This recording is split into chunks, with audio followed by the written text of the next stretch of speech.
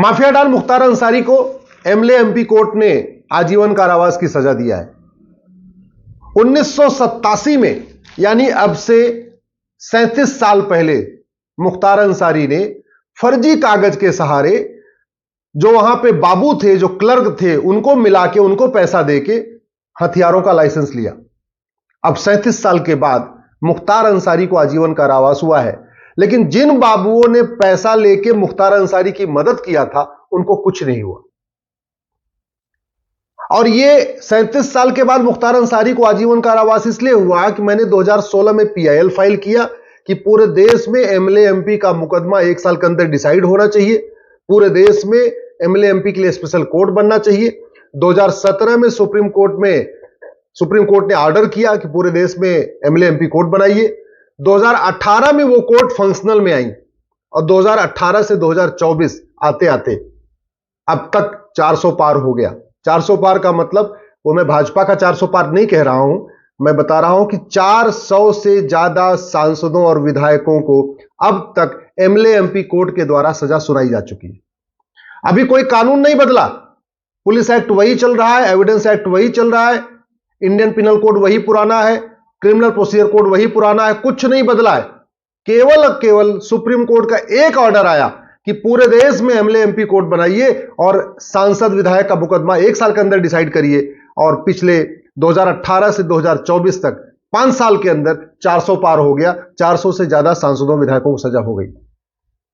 अगर one nation one police code लागू हो जाए, पुलिस चार्टर लागू हो जाए कि 1 घंटे के अंदर एफआईआर करना है, 1 महीने के अंदर जांच पूरा करना है, जुडिशियल चार्टर लागू हो जाए कि ये लंबी लंबी तारीख नहीं देना बल्कि 1-1 हफ्ते तारीख देना है और 1 साल के अंदर मुकदमे का फैसला करना है, नार्को पॉलीग्राफ ब्रेन मैपिंग कानून बन जाए, झूठ को गंभीर अपराध घोषित कर दिया जाए कि जो आदमी झूठ बोलेगा, झूठी गवाही देगा, झूठी शिकायत करेगा या कोई जो फर्जीवाड़ा करेगा, जो आदमी पैसा लेके किसी का डॉक्यूमेंट बनाएगा, उसको 10 से 20 साल की सजा होगी।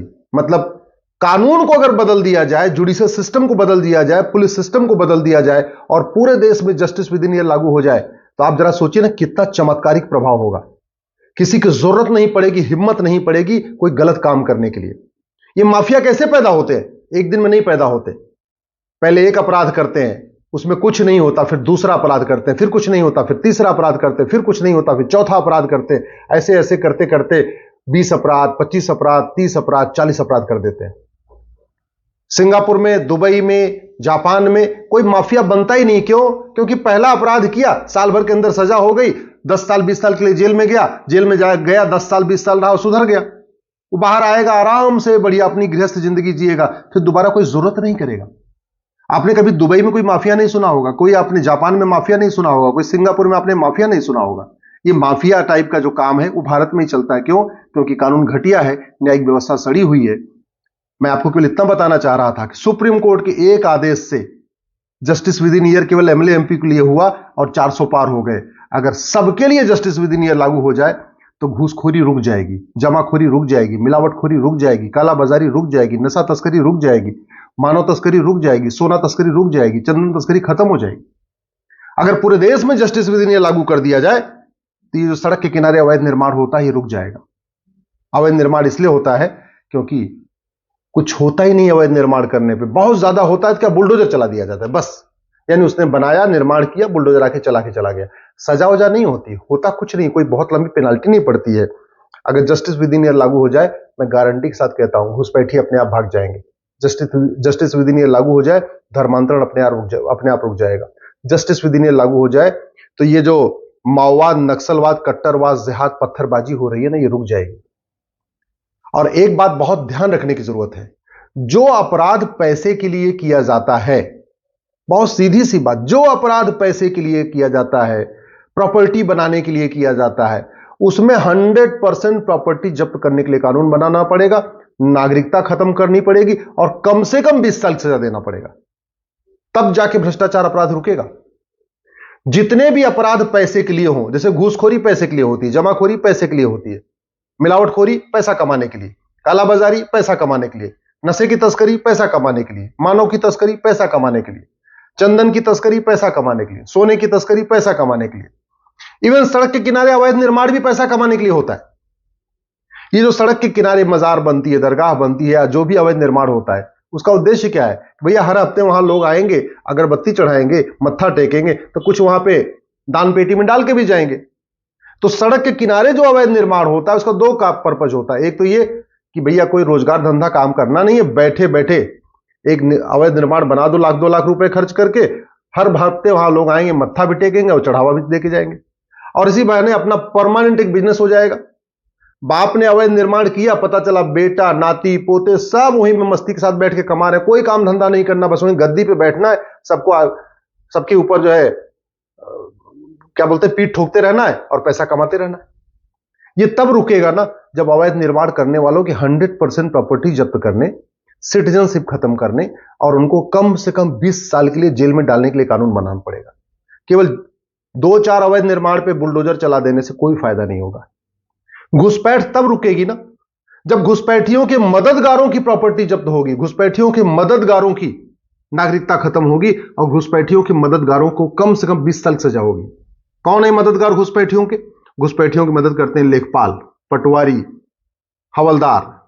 वहां पे कोई 2000 रुपए दे के घुसपैठियों का आधार बनाता है, कोई 2000 रुपए दे के राशन कार्ड बना लेता है, कोई घुसपैठियों का ड्राइव 2-3 हजार रुपए में बर्थ सर्टिफिकेट बना देता है, कोई घुसपैठियों का 2-3 हजार रुपए में ड्राइविंग लाइसेंस बना देता है, कोई 5-7 8-10 हजार रुपए लेता है, घुसपैठियों का पासपोर्ट बना देता है, कोई घुसपैठियों का वोटर आईडी में नाम जोड़ देता है, सब पैसा लेके होता है।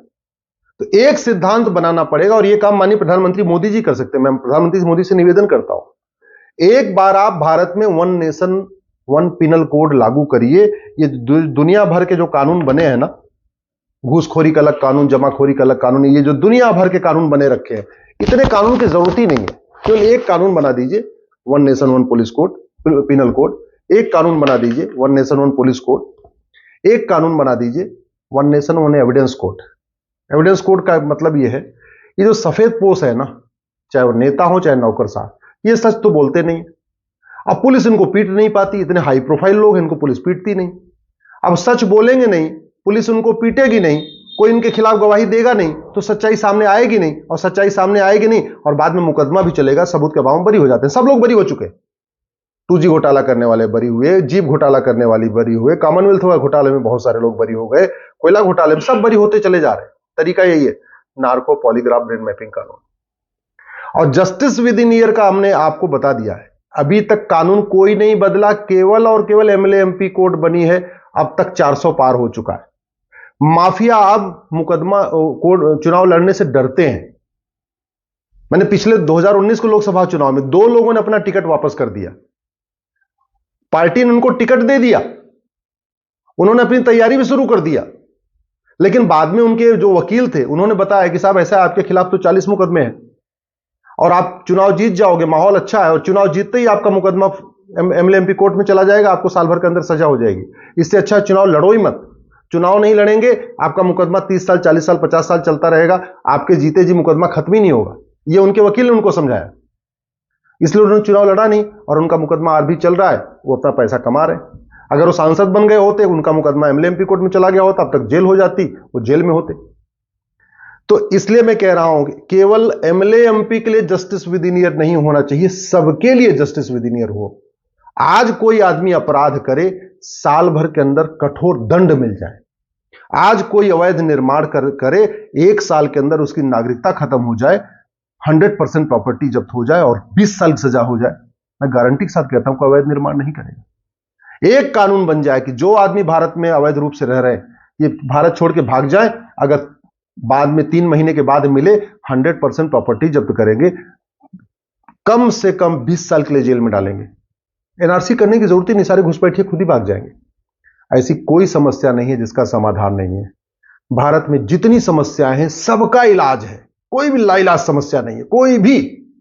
और इलाज केवल और केवल नियम कानून है। इसी का मेरा प्रयास है। पिछले साल मैं जहां जहां ज्योतिर्लिंग थे वहां गए थे, 115 जिलों में गया था। इस साल मेरा प्रयास है कि जहां जहां हमारे माता की 51 शक्तिपीठ है, उन सभी स्थानों पर चलें और वहां पर राम राज्य की चर्चा करें। कौन कौन से कानून खत्म करने हैं, कौन कौन से कानून बनाने हैं, इन सब पे चर्चा करेंगे इस वर्ष। आप लोगों से निवेदन करता हूं, इस वीडियो को अधिक से अधिक शेयर करिए। ऐसे ही अपडेट और वीडियोस के लिए भारत नाथ को लाइक, शेयर और सब्सक्राइब करें। बेल आइकन दबाना ना भूलें।